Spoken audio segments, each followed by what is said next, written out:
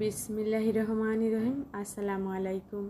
কেমন আছেন সবাই? আশা করি ভালো আছেন। আমরাও আলহামদুলিল্লাহ আল্লাহ তাআলার অশেষ রহমতে ভালো আছি। আজ হচ্ছে শুক্রবার, সবাইকে জুম্মা মোবারক জানিয়ে আমি আমার ব্লগটা স্টার্ট করলাম। আর আজ হচ্ছে সকাল থেকে ব্লগটা স্টার্ট করা হয়নি। সকালবেলা হচ্ছে কারেন্ট ছিল না, তারপরে হচ্ছে প্রচুর গরম পড়েছে। আর বাজার নিয়ে এসেছিল, আজ গরুর বট নিয়ে এসেছিল, সেগুলা পরিষ্কার করতে অনেকটা সময় লেগেছে, তাই অনেক ঝামেলার মধ্যে ছিলাম, তাই সকাল থেকে ব্লগটা স্টার্ট করা হয়নি। একবারে রান্নাবান্না থেকেই এখন ব্লগটা স্টার্ট করেছি। এখন হচ্ছে দুপুর 12:30 বেজে গিয়েছে। অলরেডি অনেক কিছু রান্না করে ফেলেছি। আর গরুর বটটাকেও পরিষ্কার করে অর্ধেকটা ফ্রিজে রেখে দিয়েছি, আর বাকি অর্ধেকটা হচ্ছে রান্না করার জন্য রেডি করে নিয়েছি। আর এখানে আমি চিংড়ি মাছ নিয়ে এসেছিলো, চিংড়ি মাছটা দিয়ে ধুন্দুল দিয়ে রান্না করে নিয়েছি। শিং মাছ নিয়ে এসেছিলো, শিং মাছের ডিমটা হচ্ছে ফ্রাই করেছি। মাছটা এখন ফ্রিজে রেখে দিব। আর এখন আমি হচ্ছে গরুর বটটা রান্না করব, রেসিপিটা শেয়ার করতেছি। এখানে আমি একটা পাতিলে তেল দিয়েছি, তেলটা গরম হয়ে গিয়েছে, তার ভিতরে কিছু পেঁয়াজ কুচি দিয়ে একটু নরম করে ফ্রাই করে নিয়েছি।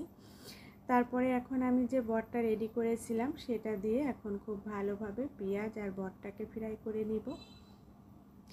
এখন হচ্ছে আমি আদা রসুনের পেস্ট দিয়েছি, কিছু পেঁয়াজের পেস্টও দিয়েছি, জিরা ধনিয়া পেস্ট দিয়েছি, আর দিয়েছি হচ্ছে তেজপাতা, দারুচিনি, এলাচি, গোলমরিচ। এখন আমি শুকনা মশলা দিয়ে দিলাম, স্বাদ মতো লবণ, শুকনা মরিচের পাউডার আর হচ্ছে হলুদের পাউডার। এখন হচ্ছে মশলাটাকে তেলের সঙ্গে হচ্ছে একটু ফ্রাই করে তারপরে আমি সামান্য পরিমাণ পানি দিয়ে এখন কষিয়ে নিব। আর বটটা যেহেতু সিদ্ধ হয়নি, এরপরে হচ্ছে আমি প্রেসার কুকারে দিয়ে দিব কষিয়ে নিয়ে। এখন খুব ভালোভাবে কষিয়ে নিয়ে আমি প্রেসার কুকারে দিয়ে দিয়েছি, আর সামান্য পরিমাণ একটু পানি দিয়েছি। আর এটা একটু ঝাল ঝাল করে রান্না করব। এখন আমি হচ্ছে ঢাকনা লাগিয়ে 10 থেকে 15 মিনিট রান্না করে নিব। এতে করে বটটা খুব সুন্দরভাবে সিদ্ধ হয়ে গিয়েছে। এখন আমি প্রেসার কুকারটা হচ্ছে খুলে নিয়েছি, আর এটাকে এখন আমি ফ্রাই করব আবারও। আর এভাবেও কিন্তু খাওয়া যাবে, এভাবে হচ্ছে ভুনা করে নিয়েছি। এভাবে রুটি, পরোটা এবং গরম ভাতের সঙ্গেও খেতে কিন্তু বেশ ভালো লাগবে। এখন আমি এটাকে আবারও হচ্ছে ফ্রাই করব। এখানে পেঁয়াজ কুচি আর রসুন কুচি দিয়ে ব্রাউন কালার করে ফ্রাই করে নিয়েছি।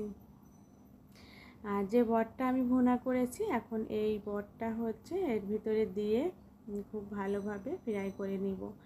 আর এভাবে ফ্রাই করে খেতেও বেশি ভালো লাগে, এজন্য আমি হচ্ছে আবারও বটটাকে ফ্রাই করে নিচ্ছি। এখন একদম মশলাটাকে ভাজা ভাজা করে ফেলবো, বাকিটুকুও দিয়ে দিব, দিয়ে খুব সুন্দরভাবে একদম ভাজা ভাজা করে নিব।